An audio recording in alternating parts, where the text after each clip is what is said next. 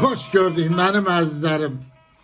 Bugün sizlere Ulu Borsalımın şairler yurdu olan Kəpənəkçimizin Qürbət elde yazıp yaradan dostumuz şair İlqar Göyüşov yaradıcılığından Göysəm adlı şiiri paylaşıram benim əzizlərim. Şair yazır ki, neçə ildir qan ağlayır, ah naləsi qəlb dağlayır, ürəklər gübar bağlayır, günəş kimi batan Göysəm.